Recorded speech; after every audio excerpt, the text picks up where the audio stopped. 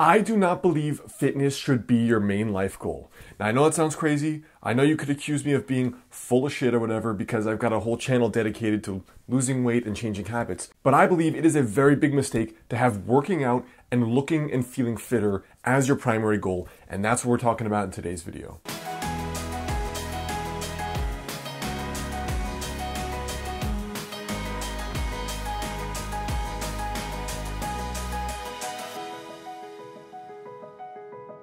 What's up guys, Alex Hine here, author of Master the Day. Now this week I am turning 30, which is kind of crazy, but I have just one birthday wish. Sometimes when you shoot all these videos and write all these books like I have, you also start to wonder if what you're doing even matters. And I know it sounds weird, I appreciate your comments, but one of the things that I value the most is when people review my book honestly on Amazon. So my birthday wish is, can you please leave an honest review on Amazon, only if you've read my book, and share some of the results you've gotten from my advice, from my videos, or from something else. There's going to be a link right there or a link in the description as well to review the book Master the Day. But please, please, please, that is my one birthday wish this year. And now, let us talk about why fitness should not be your primary life goal. Again, this is just my opinion, but the first thing is that it is so tempting at the start when you want to get fit and you're all rah-rah motivated to post on Facebook, on Instagram, on all your social media networks, talk with your friends about this new plan you're doing, right? We all know someone like that, like CrossFitters who don't shut the hell up, or other kinds of workout programs or diet programs. It's really tempting for it to encompass and just envelop your entire life and to start blasting it out in every conversation, to blasting it out on only the books you buy or that part of the bookstore you go to, or you only shop at like the stores related to Lululemon, yada yada. So it's easy. It's really easy for that to occupy all of your mental space and thus affect your actions in varying different ways. But the reality is that fitness, if you just look at the pie of your life, fitness and being healthy is just one small piece. And yes, I do view it as a foundation because without the foundation of energy and feeling well, like if you're in your deathbed dying of cancer, none of your other goals really matter because you're going to be dead pretty soon. And there are obviously health is a spectrum, right? There's really healthy where you have no problems at all and you have tons of energy, and then there's a little bit unhealthy, and then there's really unhealthy, and then there's dying. And all levels of the spectrum have different challenges. But chances are you're like me, where you had aspects of your relationships you wanted to improve, or maybe you didn't want to be single, or maybe you want to write a book, maybe you want to start a business, maybe you want to travel the world, or just get a different job. And so at the same time, dedicating an unnatural amount of time to getting fit, like more than an hour and a half a day, you're pulling time from those other aspects of your life. I've got plenty of people that I know that are so into fitness that they have really boring jobs they hate that are low paying. They're not happy in their relationship or they're single. They always want to travel, but they never can. They want to contribute to charity, but they haven't managed to get around to it because they're devoting so much mental space and their physical time to just one piece, one sliver of that 8 or 10 part pie that's life. So the second reason, in my opinion, is that you should use fitness as a vehicle or an engine for creating your best life. Now, when I coach people, they are mostly women over the age of 35 or over 40. And most often what I hear is that they want to get fit, probably just like you and me, not because they need to look like the sexiest person in the mirror, but because they want to be able to run around or climb Mount Kilimanjaro in Africa without worrying about hurting a knee or worrying about dying. They want to be able to run around and play with their kids, or play frisbee, or play soccer, or basketball, or go for a hike.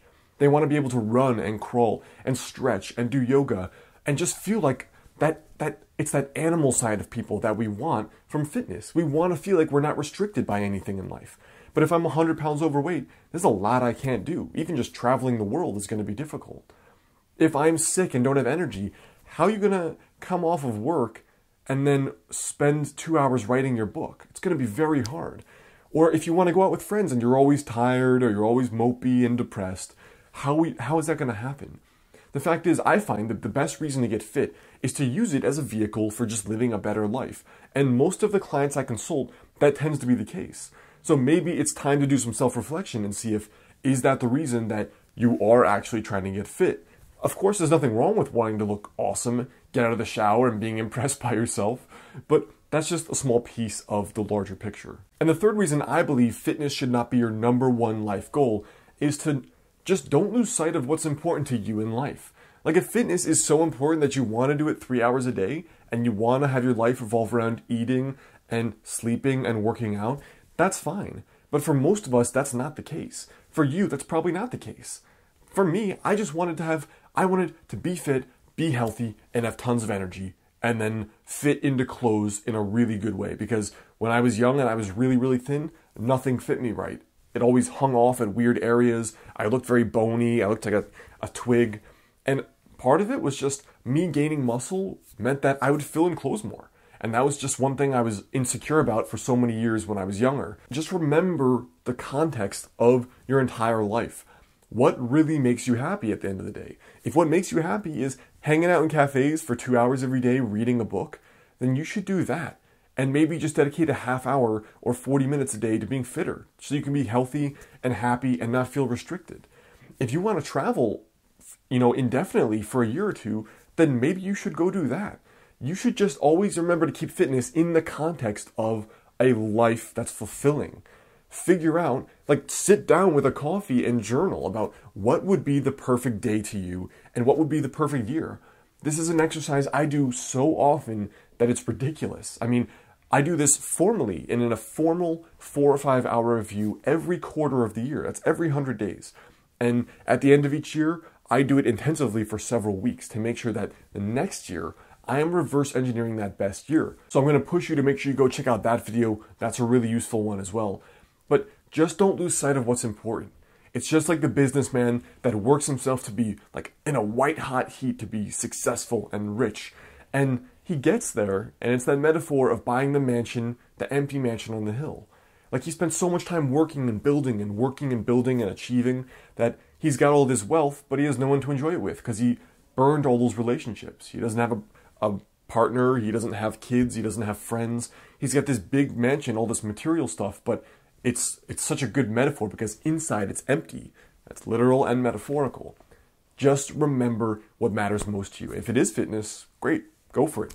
But if it's not, and it's just a piece of that great life, remember that and dedicate and allocate that percentage of time towards that goal and not 3 hours a day that pulls from the other aspects of your life. All right, guys, so I hope that helps. That is my 2 cents. I want to hear what you think about having fitness as your primary life goal. So make sure you leave a comment right there below. What's up, guys? Alex here. Yes, April 20th is my 30th birthday, and I have just one birthday wish, one request. Could you please leave an honest review of my book, Master the Day, on Amazon? Producing all these videos and all this content takes a lot of time. I'm also doing a 4-year doctoral medical program in Chinese medicine. I work an absolute ton. And sometimes you forget if what you do has an impact or if it matters. And the way I most judge that is by the reviews of my book, because that's one thing I'm most proud of. So if you could, please take a minute to leave an honest review only if you've read the book. Over on Amazon, there's a link right there, and there's a link in the description, and that would literally mean everything to me. So I appreciate it. Please take the time, and I'll catch you in the next video.